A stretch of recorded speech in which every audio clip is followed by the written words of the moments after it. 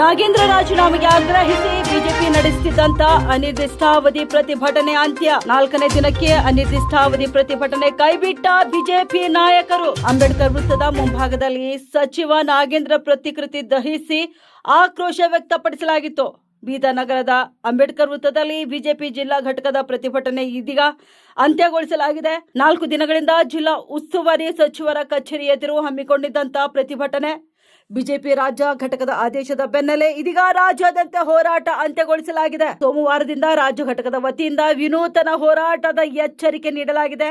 ನಾಗೇಂದ್ರ ರಾಜೀನಾಮೆ ಕೊಡುವವರೆಗೂ ಹೋರಾಟ ಕೈ ಬಿಡುವುದಿಲ್ಲ ಎಂದ ಬಿಜೆಪಿ ನಾಯಕರು.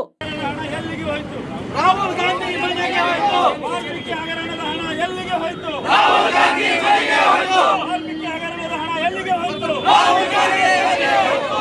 ವಾಲ್ಮೀಕಿ ನಿಗಮ ಹಣ ಎಲ್ಲಿಗೆ ಹೋಯಿತು? ಈಶ್ವರ್ ಖಂಡ್ರೆ ಮನೆಗೆ ಹೋಯಿತು.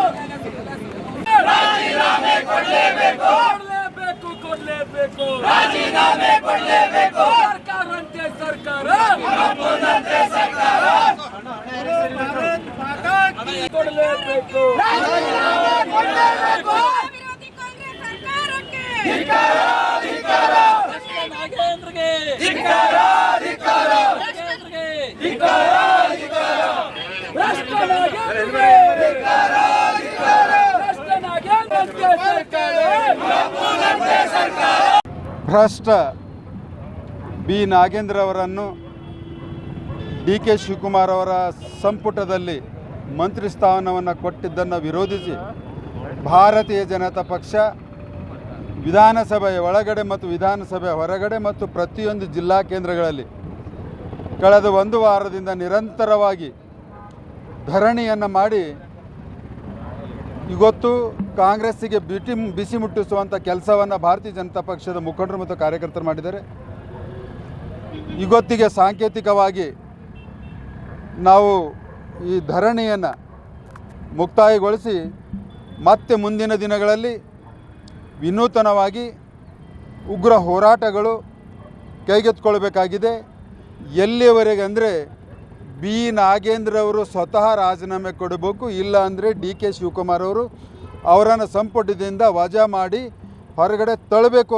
ಅಲ್ಲಿಯವರೆಗೆ ಭಾರತೀಯ ಜನತಾ ಪಕ್ಷ ಈ ಹೋರಾಟವನ್ನು ಮತ್ತಷ್ಟು ಉಗ್ರವಾಗಿ ಮತ್ತಷ್ಟು ವಿನೂತನವಾಗಿ ಮಾಡ್ತದೆ ಅನ್ನುವಂಥದ್ದನ್ನು ನಾನು ಹೇಳ್ತೇನೆ. ಅಲ್ಲ, ಈ ಹೋರಾಟ ಒಂದು ತಾರ್ಕಿಕ ಅಂತ್ಯಕ್ಕೆ ಹೋಗುತ್ತೆ ಅನ್ನೋ ಒಂದು ಖಂಡಿತವಾಗಿಯೂ ಎಲ್ಲಿಯವರೆಗೆ ರಾಜೀನಾಮೆ ಕೊಡೋದಿಲ್ಲ ಅಲ್ಲಿಯವರೆಗೆ ತಾರ್ಕಿಕ ಹಂತದವರೆಗೆ ಭಾರತೀಯ ಜನತಾ ಪಕ್ಷ ಹೋರಾಟವನ್ನು ಮುಂದುವರಿಸ್ತದೆ.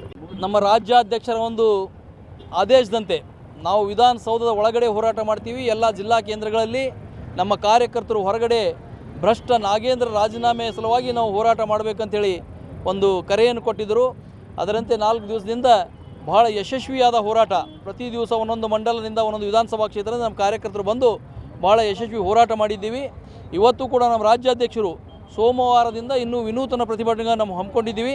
ಇವತ್ತಿಗೆ ಈ ಒಂದು ಹೋರಾಟವನ್ನು ಕೊನೆಗೊಳಿಸಬೇಕು ಅಂದಕ್ಕೆ ಇವತ್ತು ತಾತ್ಕಾಲಿಕವಾಗಿ ಈ ಹೋರಾಟವನ್ನು ಇಲ್ಲಿಯೇ ಕೊನೆಗೊಳಿಸ್ತಾ ಇದ್ದೀವಿ. ಮುಂದಿನ ದಿನಗಳಲ್ಲಿ ಆ ಭ್ರಷ್ಟ ನಾಗೇಂದ್ರ ಯಾರು ಅದೇ ಆರೋಪದಲ್ಲಿ ಈಗಾಗಲೇ ಒಂದು ಸಲ ರಾಜೀನಾಮೆ ಕೊಟ್ಟಿದ್ದಾನೆ ಮತ್ತು ಕೋರ್ಟ್ ಈಗಾಗಲೇ ಅವರಿಗೆ ಬೆಂಗಳೂರು ಬಿಟ್ಟು ಹೋಗಬಾರ್ದು ಅನ್ನುವಂಥ ಒಂದು ಕಂಡೀಷನನ್ನು ಹಾಕಿದೆ. ಅಂಥ ವ್ಯಕ್ತಿಯನ್ನು ಎಲ್ಲಿ ಯಾರ್ಯಾರಿಗೆ ದುಡ್ಡು ಕೊಟ್ಟಿದ್ದಾನೋ ಕಾಂಗ್ರೆಸ್ ಹೈಕಮಾಂಡ್ ಹೆಸರು ಹೊರಗೆ ಬರುತ್ತೆ ಅಂತೇಳಿ ಭಯಬಿದ್ದು ಮತ್ತೊಂದು ಸಲ ಮಂತ್ರಿ ಮಾಡಿದ್ದಾರೆ. ಆ ಮಂತ್ರಿಯನ್ನು ಆ ಒಂದು ಇದರಿಂದ ಬಿಡೋವರೆಗೆ ಮೇಲಾಗಿ ಅವರು ಇವತ್ತು ಜಾತಿ ರಾಜಕಾರಣವನ್ನು ಆಡೋದರಲ್ಲಿ ಕಾಂಗ್ರೆಸ್ರು ಭಾಳ ನಿಸ್ಸೀಮರು. ಅವ್ರು ಯಾವ ರೀತಿ ಜಾತಿ ರಾಜಕಾರಣ ಅಂದರೆ ವಾಲ್ಮೀಕಿ ನಿಗಮದ ಒಂದು ಹಣ ಲೂಟಿ ಮಾಡಿದಕ್ಕೆ ನಾಗೇಂದ್ರ ರಾಜೀನಾಮೆ ಕೊಡಬೇಕು ಅಂದರೆ ಅವನು ಪರಿಶಿಷ್ಟ ಜಾತಿಯನ್ನು ಅದಕ್ಕಾಗಿ BJP ಅವ್ರು ಮಾಡ್ತಾ ಇದ್ದಾರಂತೆ. ನಾವು ಹೇಳಿದ್ದೇವೆ ಪರಿಶಿಷ್ಟ ಜಾತಿಯ ಹಣವನ್ನು ಹುಡಿಬೇಕು ಅಂತ ನಾಗೇಂದ್ರಗೆ.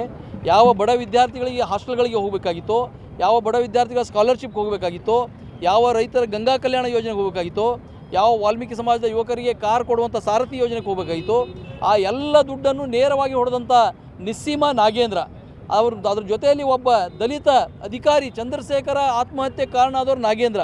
ಇವ್ರ ಮೇಲೆ ಕೊಲೆ ಕೇಸು ಕೂಡ ಆಗಬೇಕು. ಅಂಥ ವ್ಯಕ್ತಿಯನ್ನು ಇವತ್ತು ಕ್ಯಾಬಿನೆಟ್ನಲ್ಲಿ ಇಕ್ಕಿರೋದ್ರಿಂದ ನಾವು ಹೋರಾಟ ಮಾಡ್ತಾ ಇದ್ದೀವಿ. ಈ ಹೋರಾಟ ಅವ್ರು ರಾಜೀನಾಮೆ ಕೊಡುವವರೆಗೆ ವಿನೂತನವಾಗಿ ಮತ್ತೆ ಮುಂದುವರಿಯುತ್ತೆ.